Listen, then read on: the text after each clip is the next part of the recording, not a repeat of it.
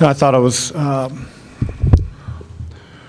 good focus by our guys to come out and be ready to defend, and I thought we carried over what we were pretty good at on Saturday to tonight. And in the second half, maybe foot off the gas pedal a bit, but it's the first time we've had 35, 36-point lead with this team, and so we're still learning, we're still growing. But I thought our maturity.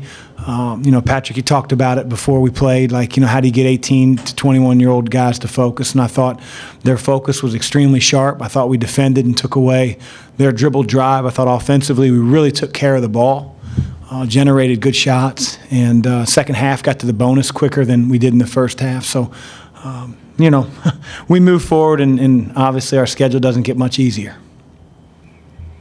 A.J. Jacobson came in shooting pretty high percentage from three-point range.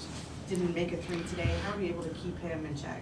I just think guys were very attentive to it. When you put up 80% from the three-point line and the nation's leader until last game because he didn't qualify under the amount of attempts, I don't think you can sort of luck into shooting 80% if you're shooting 18, 20 of them. Maybe if you shoot 3 or 4. So the percentage was glaring. And we just wanted to make sure that any time that he was involved in a ball screen or a handoff, there were zero communication errors. There weren't 2 guys on the ball while Jacobson, floated open. And I thought we did that. And he surprised us with his quickness. I know he didn't necessarily score, but he got down the lane a couple times, and it probably isn't the best thing he does. So really, really pleased that we were able to be as detailed and understand details as we needed to be. Chris, what was the plan regarding Kaiser coming into the game in terms of his minutes, and is that where you expected him to play around 14? No, I mean, maybe I'm not that guy. I just don't necessarily have a plan for how many minutes we're going to play him. We're going to go out there and, play him and see how he does. And, his wind is probably the thing that's going to keep him back from playing more minutes right now. It's not necessarily his knee, or it could be mental errors. It could be, forgets plays, whatever the case is. He's done a great job with that. We just felt like, he's building towards being a full-time contributor. He took a big step tonight, and a lot better step than he did against Northern Iowa. And I think that's going to be the case as we move forward. But we didn't necessarily have, hey, this is how many minutes he's going to play. It was odd for Edmond not to take a shot in the first half. Was he feeling okay? He just didn't get a good look. I thought he felt great. I thought he looked great. I thought he played with a lot of maturity. If you're a point guard, your team runs the offense that the coaches have put in. You get guys in the right spots. I mean, we scored 43 points against a team that's 300 in the country in pace. I thought he generated some really easy looks for his teammates.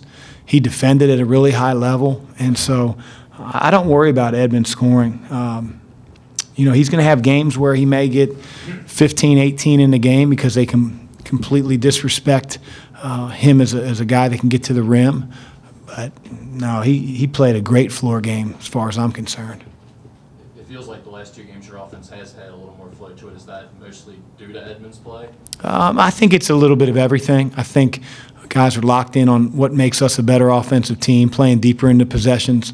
Edmond having that pass first, get guys shots, because he has such an incredible ability of getting in the lane. And I think his vision has really expanded. A year ago, he could see in front of him, but not necessarily to the sides. And now his peripheral vision's really good. He's getting easy looks for his teammates. I mean, there in the second half when they went zone, played slow off the ball screen, dribbled right at a defender and threw it over to Trayvon 2 times in a row, and 6 points in 2 possessions. And that's we all know that Trayvon can shoot, and it's good to know that our point guard understands that too.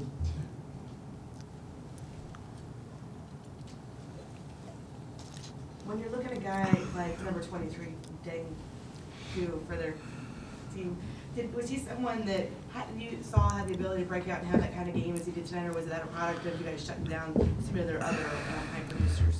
I don't know. I thought he was really aggressive. They redshirted him last year. He was a Gatorade Player of the Year in their state, and so he was a guy that, I think certainly they felt like he would be, really capable of having those type of nights. But, their bigs got in foul trouble. They played him a little bit more at the 4.